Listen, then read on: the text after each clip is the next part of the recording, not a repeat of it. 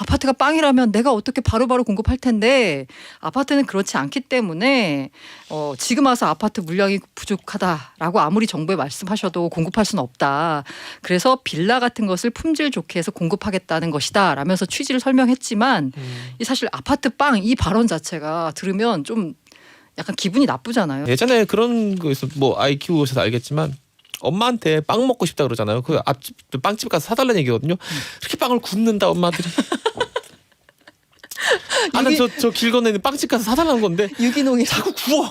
너 그 자꾸 빵집에서 파는 빵만 자꾸 먹지 마. 그 방부제 들어있고 엄마 빵이 더 맛있어. 아니 빵집 빵이 더 맛있는데 자꾸 엄마 빵이 더 맛있다는 거야. 아무리 먹어도 빵집 빵이 맛있는데. 이렇게 자꾸 국민들이 원하는 게 아니라 자꾸 뭔가 다른 거를 주면서 이게 더 좋아. 이것도 좋아. 왜 자꾸 그것만 얘기해라고 하는데 자 그냥 빵 사 먹으면 안 됩니까? 이럴 때도 엄마들이 그렇게 또 기다리러 갑니다. 금방 돼. 지금 우리 저 밥통 알지? 그거 지난달에 새로 샀는데 그거 빵지는 기능이 있어. 2시간만 기다려. 배고파 죽겠는데. 이게 좋은 거야. 방부제도 안 들어가 있어. 기다려. 뭐. 이제 이게 시사특공대. 얼마면 될까? 얼마면 되겠냐? 매일 그대와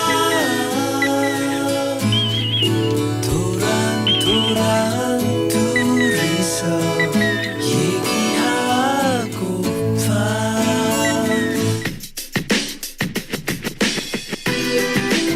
도란도란이 아닙니다. 고란고란. 고란 기자님과 함께 경제 뉴스 살펴보겠습니다. 블록체인 미디어 조인디 고란 기자 나와 있습니다. 안녕하세요. 네, 안녕하세요. 고란도란이고요. 곤란하지 않게 해드리겠습니다. 네. 참 이게 쉽게 풀어주시긴 하지만 그래도 경제 얘기가 전문 용어들도 많고 배경 이 지식이 필요해서 네네. 좀 어렵습니다. 오늘은 그래도 집 얘기라 사람들이 다 이게 뭐 다 이 뭐랄까 관련이 있는 이야기이기 때문에 네네. 게다가 이 뭐 일단 그 상황부터 먼저 짚어보고 그다음 발언들에 대해서 얘기해 보겠습니다. 네네네. 일단 전세난 이거 이제는 뭐 그런 얘기 했잖아. 뭐 정부에서 고통을 감내해달라, 조금만 더 인내심을 보여달라, 이 수준이 아닌 것 같아요. 제가 보기에는. 네, 오늘은 또 11월 소비자 물가 동향이 나왔어요. 근데 소비자 물가잖아요. 일단 소비자 물가 지수가 지난달이 105.5로요. 지난해 11월 대비해서 0.6% 올랐습니다. 네. 그리고 2개월 연속 0% 상승률이고요. 사실 코로나19 때문에 디플레가 우려된다 뭐 이런 얘기 나오잖아요. 네. 어쨌든 플러스 나온 거 아니냐라고 이제 다행이다라고 생각해 볼 수도 있는데 이게 뜯어보면은 결코 다행이다라고 생각할 수 없는 게 왜 플러스가 나왔냐라고 보면 이게 농축산 수산물 가격이 많이 올랐고요. 네. 이거는 뭐 저기 약간 그 환경 자연 때문에 그런 거니까 그렇죠. 요건 차치하고 뭘 끌어올렸냐라고 하면 전세 월세가 폭등했기 때문입니다. 이게 전세와 월세를 통합해가지고 통계청이 집세라는 그 지수를 산출해요. 이게 네. 전년 동월 대비해서 0.6% 올랐습니다. 0.6%밖에 안 올랐어? 이게 뭐 폭등이야라고 생각할 수 있는데 이게 통계청 통계는 신규 계약분이 아니라요. 이미 살고 있는 가구들까지 포함해서 평균을 냅니다. 그러니까 감정원 전세 가격 지수보다는 적게 나오는데 이게 2018년 6월 이후 상승률이 최대폭이에요. 아이고. 그러니까 코로나19 때문에 다들 힘들어서 저물가 흐름이 이어지는데 집세, 그러니까 집 부담, 주거 네. 부담만 오른다는 얘기죠. 이게 우리가 이제 전셋집이 전국에 10개 있다 그러면은 10개가 한꺼번에 계약되지는 않으니까 네, 맞습니다. 9개 정도가 있고 한 집 정도가 움직였다고 치면 한 달 동안 아니 1년 동안 6%가 오른 거잖아요. 네, 맞습니다. 그래야지 그거 원래 가만히 있는 네, 것까지 맞아요. 합쳐가지고 통계를 네. 내니까 이게 6% 이게 게다가 이게 지난달 지지난달 계속 오른 네, 이 맞습니다. 상승세고 네네. 다음 달에 꺾일 것처럼 보이지가 않죠. 근데 오늘이 또 수요일이잖아요. 네, 또 했죠, 회의. 네. 수요일은 부동산 시장 점검 관계장 간 회의가 열립니다. 오늘이 10일차였고요. 네. 홍남기 부총리가 요 전세난 그리고 뭐 매매난 관련해 가지고 시장 상황이 안정되어 가고 있다를 강조하는 취지의 말을 했어요. 네. 근데 항상 이게 높으신 분들의 발언이 시장과는 약간 동떨어지고 내 삶과는 좀 달라서 대체. 네, 좀 약간 이게 국민들 마음을 불편하게 하죠. 그 대표적인 발언이 바로 김현미 국토부 장관 발언이었죠. 이거 들으면 또 열받는 분들 많겠지만 그래도 뭐 한번 들어봅시다. 이렇게 여러 개가 있는데 제일 최근에 했거든요, 이 발언은. 네, 예, 이른바 이제 아파트 빵 발언인데 네. 저도 제목만 보고 이게 뭔 소리지?라고 봤더니 30일 날 국토교통위 전체 회의가 열렸어요. 여기서 이제 아파트 공급 부족 현상에 대해서 이제 얘기가 나오자 네. 이제 김현미 장관이 아파트가 빵이라면 제가 밤을 새워서라도 만들겠지만 아파트는 공사 기간이 많이 걸려서 당장 마련하는 것은 어렵다라고 설명했습니다. 제가 김현미 장관 마음도 이해가 돼요. 이 오죽했으면 이런 말을 했을까 하는데 이게 왜 나온 발언이냐면 사실 그 정부가 사실 공공임대 확대하겠다라고 해서 대책을 11만 가구 공급하겠다라고 딱 내놨는데 열어보니까 사실 사람들이 다 살고 싶어하는 아파트는 진짜 얼마 안 됐거든요. 네. 다 빌라나 아니면은 좀 약간 별로 안 살고 싶어하는 것, 뭐 호텔을 개조한다거나 이런 식의 발언이었어요. 그러니까 왜 아파트 공급 안 하냐라고 얘기 나오니까 아파트는 구조적으로 공급이 오래 걸릴 수밖에 없잖아요. 네. 한 뭐 5년 뭐 봐야 됩니다. 그러니까 이게 쉽지가 않다. 그래서 아파트가 빵이라면 내가 어떻게 바로바로 공급할 텐데. 아파트는 그렇지 않기 때문에 지금 와서 아파트 물량이 부족하다라고 아무리 정부에 말씀하셔도 공급할 수는 없다. 그래서 빌라 같은 것을 품질 좋게 해서 공급하겠다는 것이다 라면서 취지를 설명했지만 이 사실 아파트 빵 이 발언 자체가 들으면 좀 약간 기분이 나쁘잖아요. 이 아파트라는 굉장히 심각한 주거 부족 문제에 대해서 빵 정도로 약간 너무 쉽게 생각하는 거 아니냐라고 하니까 조롱이 이어졌는데요. 뭐 현미 빵 밤새도록 씹어야겠다. 네. 빵 그렇게 좋아하면 감빵 가라. 그리고 유승민 의원 같은 경우에는 빵뚜아네트 같은 소리 하고 있다. 뭐 이런 식의 지금 조롱이 쏟아졌습니다. 이게 이제 그 뭐 사진도 합성돼가지고 많이 돌고 하던데 저는 이 놀리는 것도 놀리는 거지만 이 이를테면 이 발언 그대로 보면 아파트가 빵이라면 제가 밤새서라도 만들겠지만 공사 기간이 많이 걸려 당장 마련하는 것은 어렵다. 좋아요. 그러므로 그다음 이제 해야 될 게 장관의 일이잖아요. 네. 그러므로 아파트를 미리 공급을 해놔야 되는 거예요. 그게 아니라 빵 만드는 것처럼 간단한 일이 아니기 때문에 일단 빌라. 이거는 완전히 원인과 결과를 완벽하게 잘못 가고 있다는 게 그 아닌가. 뒤에 나온 말이 그리고 게다가 대책이 아니고요. 마련하는 것은 어렵다. 근데 왜 지금 없냐라고 보면 사실 전 정권 때 공급 줄여서야 그러니까 우리 책임은 아니야로 또 이게 책임 회피 발언으로 이어지면서 더 논란을 빚었어요. 근데 이 발언에 대해서 여러 가지 비난들이 나왔는데 그중에서 제가 약간 눈여겨갔던 그 비난이라기보다는 약간 평가가 윤희숙 의원인데요. 이 국민의힘 의원인데 이 페이스북을 통해서 이게 아파트가 빵이라 하더라도 시장 원리는 비슷하게 작동하기 때문에 지금 정부 방향이 시정돼야 할 필요성을 가리지 않는다라면서 목 좋은 도심에 빵집을 내겠다는 사람, 새로 빵집 인테리어 바꾸고 기계도 바꿔서 신세대가 좋아하는 빵을 만들겠다는 사람, 이런 사람을 막지 마라라고 했어요. 이게 무슨 얘기냐고 하면 주택 공급을 국가 정책만으로 주도해서 공급할 수 있다라는 게 지금 정부의 이른바 이제 정책 만능주의잖아요. 이런 걸 이제 비판하는 발언이었죠. 이게 그래서 이제 정부에서는 국민들이 너무 약간 이렇게 바탕에 깔려 있는 게 너무 아파트만 좋아한다. 그게 아니라 우리가 이제 빌라를 잘 고쳐가지고 공급을 할 테니까 국민들도 너무 아파트만 좋아하지 마라라고 하는데 사실 아파트가 주거하는데 편하고 좀 안전한 건 사실이잖아요. 네. 실제로 이제 사실 인구 다 줄어드니까 아파트 남아도는 거 아니냐라는 얘기가 나왔었는데요. 인구는 줄어드는 게 맞습니다. 이제 서울시의 경우로만 볼게요. 지난해 서울의 1인 가구가 약 130만 가구입니다. 40년 만에 16배 늘었고요. 이게 전체 가구의 33.9%까지 올라왔습니다. 3분의 1이 넘었어요. 서울 인구는 93년 이후 계속 줄고 있거든요. 네. 1인 가구가 늘어나면서 그야말로 집이 필요한 거예요. 네. 그럼 1인 가구는 어디 살고 싶어 하니? 그럼 1인 가구 역시 선호하는 주거 형태가 아파트입니다.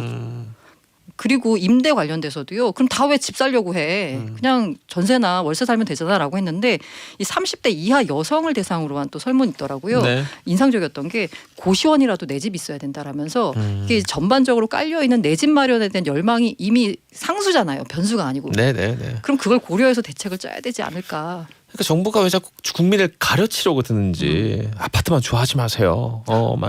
자꾸 경제력 남자가 날 때 경제력 따지지 마세요. 이 얘기하는 건데.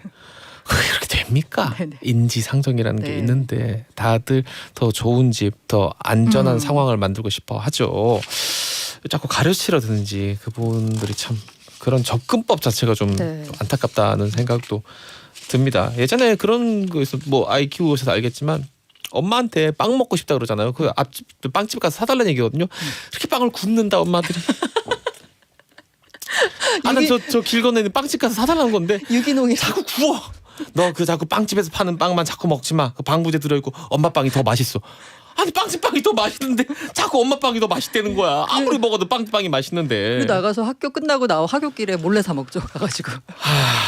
네. 자 한숨은 그만 쉬고 네네. 다음 이슈로 네네. 넘어가도록 하겠습니다. 일단 그래도 정부가 대책 없이 이런 얘기를 하진 않을 거고 정부의 대책은 지금 뭐가 있습니까? 네, 오늘 이게? 어쨌든 회의가 열려서 단기 대책, 장기 대책을 내놨는데요. 단기 대책으로는 일단 전세 시장 안정화시키기 위해서 조기에 3만 9천 가구 공실 공공임대에 대해서 입주자를 조속히 모집하겠다. 그래서 빨리빨리 절차를 진행해 가지고요. 빨리빨리 그 수요를 감당하겠다라는 거고요.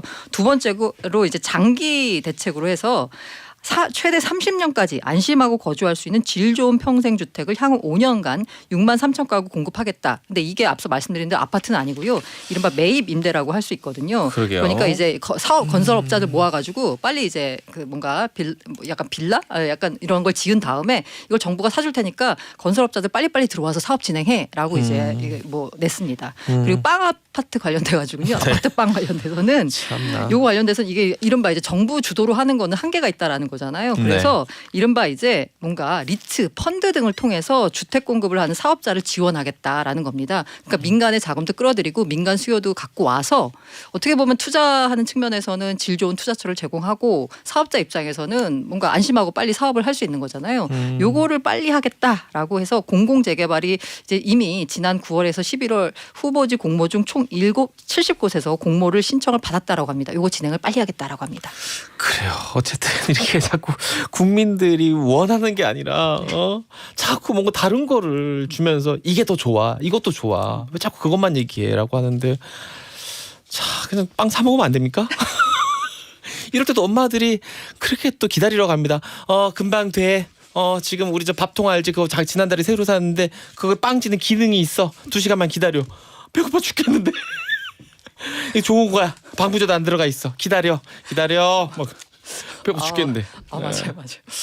자, 다음 얘기하겠습니다. 이 네이버가 전방위적으로 뭐 이제 네. 사업을 확장하면서 뭐 쇼핑부터 시작해가지고 엔터테인먼트, 방송 뭐 이런 거 다들 알고 있고 신용대출 시장을 아주 깊숙이 파고들어가는 모양이에요. 이게 진짜 무서워요. 네. 네이버가 이제 빅테크라고 하잖아요. 네이버 같은 애들을 얘네가 뭐 하라고 보냐면 요새 이렇게 금융사업에 열을 올리고 있습니다. 이게 되는 이유가 뭐냐면 네이버가 어쨌든 미래에셋하고 같이 해서 네이버 파이낸셜이라는 걸 만들었어요. 근데 지금까지는 뭐 그냥 좀 금리 많이 주는 통장 내놓고 뭐 이제 페이 뭐 이런 거 이용하고 뭐 별다른 게 없었어요. 근데 어제 드디어 야심차게 네이버표 신용대출 상품을 공개했습니다. 이게 뭐가 다르냐라고 보면 사실 대출이라고 하는 게 금융회사의 약간 전문 영역처럼 여겨졌잖아요. 근데 대출을 금융회사가 어떻게 하냐라고 보면 일단 담보대출이 있습니다. 담보 잡고 대출해 주는 거예요. 누가 못하겠어요. 지금 대부분의 은행들이 하고 있는 게 담보대출이고요. 두 번째가 신용대출이에요. 근데 여기 신용대출에서 아주 중요합니다.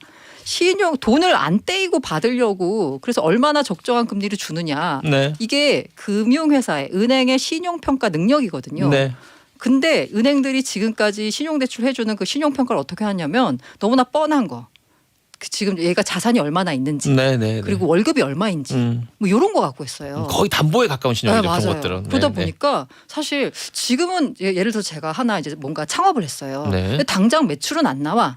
그리고 올해 창업했기 때문에 세금 관련된 기록도 없어요. 근데 이제 창업을 해서 약간 이제 장사가 막 잘 돼서 뭔가 또 확장을 하고 싶어요. 그래서 그럴 때가 돈은 제일 필요하죠. 오히려. 네. 그래서 네. 이제 은행에 가서 초기에. 대출을 받으려고 하면 담보 있어요? 없는데요. 매출 봅시다. 매출 아직 안 나왔는데요. 나왔는데 지금 막 늘어나고 있어요. 근데 2, 3개월 봐서 이거 어떻게 하러? 이렇게 나오는 거죠. 그럼 결과적으로 대출을 못 받아요.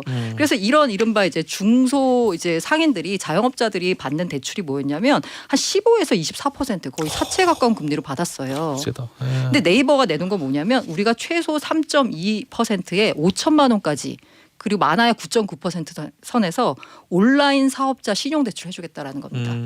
이게 어떻게 가능한 거냐면 네이버가 이른바 이제 자기네들 쇼핑 그 플랫폼 있잖아요. 네네네. 네이버 스토어라고 하는데 여기서 이제 사업자들이 이제 입점을 해서 장사를 해요. 좀도 많죠. 예. 그럼 네이버는 얘네가 지금 얼마나 팔고 있는지 그리고 네이버 후기가 있잖아요. 예. 얼마나 그 소비자들한테 신임을 얻고 있는지 아하. 그리고 뭐 후기에 보면 앞으로도 더 살 것 같아요. 뭐 이런 거 남기잖아요. 평점 남기고 별점 주고 이런 걸 보면 지금 당장은 사업을 시작을 해서 온라인 점포잖아요. 게다가 네네, 담보도 네네. 없어요. 물질 담보도 없지만 사업을 시작했는데 반응이 너무 좋은 거예요. 그럼 네이버 입장에서 보기에는 얘네가 지금 비록 사업한 지 3개월밖에 안 됐지만 지금 매출 생장률이 굉장히 가팔라요. 그리고 평점을 보니까 괜찮아. 그럼 이 사람들은 앞으로도 장사를 잘할 가능성이 있다는 거죠. 이렇게 기존의 금융권이 해왔던 신용평가와는 다른 다른 데이터를 가지고 신용평가 시스템을 마련했어요. 이게 이제 대한 신용평가 시스템. 이걸 통해서 우리는 기존의 고금리가 아니라 최소 3.2%의 온라인 사업자들한테 신용대출 해주겠다라는 겁니다. 이게 지금까지 은행이 못했던 거예요. 왜 못했냐? 당연히 못하죠. 은행 입장에서 뭘 보고 돈을 빌려주겠어요. 네이버이기 때문에 이게 가능한 거고 지금 이제 네이버가 시작했는데 카카오뱅크도 이제 내년에 한번 요런 쪽으로 이제 그런 그 중소사업자들 신용대출 쪽으로 시장을 좀 확장할 계획인데 카카오뱅크가 갖고 있는 건 또 카카오페이가 있잖아요. 얘네 쇼핑몰은 없는데 페이에 결제 정보 다 쌓이잖아요. 그렇죠. 그럼 요걸 보면 이 사업이 얼마 잘 되는지 또 알 수 있는 거잖아요. 이 토스도 내년에 이제 또 출범을 준비 중에 있습니다. 토스뱅크. 근데 이 토스 회원이 1,700만이에요. 네, 여기다가 중소기업 증강회 등의 데이터를 합쳐가지고 또 이렇게 뭔가 지금까지 어떻게 대출 사각지대에 있었던 그런 영세 사업자들한테 대출을 해준다는 거죠. 이게 이 사업하시는 분, 그러니까 일종의 그 빅데이터가 있는 네, 사람만 맞습니다. 할 수 있는 거잖아요. 네, 맞아요. 이건 진짜 그래서 특권이야, 은행들이 특권. 야, 진짜 부럽다. 이건 그러니까. 네이버만 할 수 있다. 이런 지금 평가가 나오고 있습니다. 이거 또 1, 2년 쌓인 것도 아니고 그동안 쌓였기 때문에 맞아요. 어떻게 보면 그 아까 리뷰 같은 거 얘기해 주지만 그런 것들 우리가 이제 정량적 평가가 아니라 정성적 평가라고 네네. 하는데 네이버 정도 돼야 정성적 평가를 계량화할 수 있는 맞습니다. 거잖아요. 맞습니다. 다른 데는 할 수가 없어. 네. 이게. 얼마나 부럽겠어 은행들이 이 이제 뭐 소상공인들한테는 네. 좋은 소식이지만 다른 금융회사에서 보면 야 이거 니네만 할 수 있는 거 우린 다 하고 싶어도 못 하는데 맞아요. 사실 은행들 입장에서는 올해 사상 최대 실적을 올렸거든 은행이. 네. 사상 최대 실적을 올렸지만 사상 최대의 구조조정이 진행되고 있습니다. 또 그런 또 왜냐하면 피가 사람이 있군요. 필요 없고 다 비대면으로 하고 있잖아요. 네. 또 이런 변화 또 알려드렸습니다. 자, 우리 그 대한항공하고 아시아나 합병 어떻게 돼가는지 좀 들어볼게요. 마지막 네, 소식으로. 뭐 월요일 날 얘기 나눴다고 하는데 일단 어제 법원이 괜찮다, 진행해도 된다라고 판결을 내렸어요. 그 산업은행이 오늘 5천억 원 유상증자 대금을 납입을 합니다. 이렇게 되면은 지분 10.6% 한진칼 지분을 확보를 하고요. 네. 이렇게 되면 한진칼이 대한항공에 유상증자를 하고요. 그러면 대한항공이 아시아나항공을 인수를 합니다. 그래서 한진칼, 대한항공, 아시아나 이렇게 이어지는 지배구조가 완성이 되는 거죠. 그러면 이제 끝났냐가 아니라 앞으로 과제가 여러 남았습니다. 그 과제가 하나씩 크게 봅시다. 이제 3가지 정도로 볼 수 있을 텐데요. 뭐 네. 다른 과제도 많겠지만 첫 번째는 그럼 끝날 때까지 끝난 게 아니다. 이 이른바 이제 3자 연합이라고 하죠. 그 조현아 전 부사장하고 KCGI 등 여기서 아직까지 태클을 걸 수 있습니다. 어제 법원이 내린 건요. 가처분 신청 기각이에요. 가처분 신청이잖아요. 근데 이게 아니라 그럼 우리 진짜 법정에서 싸워보자라고 본안 소송으로 갈 수 있습니다. 근데 이게 문제 뭐냐면 한 몇 년 걸려요. 몇 년까지 이거 지지부지 끌 수 있냐. 이거 또 약간 여러 가지 변수도 많기 때문에 쉽지가 않은데 아무튼 가면 갈 수 있습니다. 그리고 또 하나 할 수 있는 게 뭐냐면 어쨌든 지분율이 낮아지긴 하지만 3자 연합 측이 갖고 있는 지분이 40% 정도 돼요. 네. 그럼 요걸 가지고 해서 자기 쪽 이사를 이사회에 꽂을 수가 있습니다. 그러면 이 이사가 이사회를 열어가지고 야 그거 문제 있다라고 문제 제기를 하면 다시 또 뭔가 진행이 돼야 되는 거예요. 근데 이것도 쉽지 않은 게 산업은행이 10% 들어와 있기 때문에 산업은행이 이미 자기네 측 이사를 심겠다고 했거든요. 그래서 이사 선임 자체가 좀 쉽지가 않은 상황이라서 이것도 쉽진 않지만 아무튼 끝날 때까지 끝난 건 아니다. 라는 거고요. 아마 제가 보기엔 3자 연합 측에서 어떤 식으로든 뭔가 방법을 찾을 것 같아요. 네. 그리고 이제 두 번째가 독과점 문제인데 그래요. 이게 이것도 어쨌든 있죠. 합치고 나면 국제선은 괜찮은데 국내선 같은 경우에는 LCC까지 더하면 점유율이 62%예요. 이러면 야. 당연히 독과점 문제 나올 수 있잖아요. 그렇죠. 근데 어차피 이거 정부에서 진행한 거잖아요. 이번 합병을. 근데 공정거래위원회가 이거 막지는 않을 것 같습니다. 근데 이제 이래도 되나 하는 비난의 여론들이 뭐 있겠죠. 아무튼 네. 근데 어쨌든 간에 국내는 괜찮은데 다만 약간 걱정되는 게 해외예요. 이게 이미 그 양대 항공사의 합병이기 때문에 미국, 유럽연합, 중국, 일본 여기 경쟁 당국으로부터 사전 기업 결합 심사를 받아야 됩니다. 그런 것도 있어요. 네네. 뭐 반도체 합병 이러면 또 받아야 되는 것처럼. 네. 근데 이거에 대해서 뭐 통과될 것 같긴 한데 약간 걸리는 게 이 유럽 연합이요. 2011년에 그리스 1, 2하고 2 항공사가 합치는 딜이 있었어요. 합치면 90%거든요. 점유율이. 그러니까 요거 안 된다라고 해서 합병을 승인하지 않아서 합병이 무산된 적이 있습니다. 그래요? 네네네. 이게 아마 유럽 연합 안에서 그리스다 보니까 이렇게 문제 삼았을 수 있는데 어쨌든 외국 그 공정위 당국의 합병 결합 심사는 조금 좀 지켜봐야 될 것 같고요. 가장 큰 게 제가 걱정하는 건 사실 이겁니다. 인력 구조 조정. 이게 항공업이라는 게 굉장히 고용이 크잖아요. 네. 직원들이 너무 많습니다. 맞습니다. 불안해하고 있는 사람들이 있다 그러더라고요. 이미 산업은행하고 한진그룹 측이 구조조정 없다라고 계속 얘기하고 있어요. 네. 근데 이게 직원들 입장에서는 어떻게 없을 수가 있느냐라는 겁니다. 저라도 왜냐하면 걱정할 것 같아요. 네. 중복 노선이 48개예요. 아. 이게 대한항공 전체 노선의 42%에 달합니다. 이렇게 다 따져보니까 통합시 중복 인력이 800에서 1000명 정도 됩니다. 그럼 이걸 어떻게 안 자를 수 있겠냐라는 거고요. 특히나 인수가 돼버리는 네, 아시아나항공 네, 측 네, 직원들의 네. 부담이 커서요. 이미 다음 자리에 어떻게 없냐라고 지금 알아보고 있고 올 것이 왔다라고 불안해하고 있다라고 합니다. 조금 더 진짜로 이 구조조정을 안 할 거라면 좀 더 확실하게 안심시켜줘야 될 것 같아요. 네, 그렇죠. 그래서 이 이제 아시아나항공과 대한항공 양사 4개 노조로 구성된 공동 대책위가 고용 안정을 위한 세부 대책을 마련해 달라라고 요구한 한 상황입니다. 알겠습니다. 여기까지 경제 뉴스 들어보겠습니다. 고란 기자님 고맙습니다. 네, 감사합니다.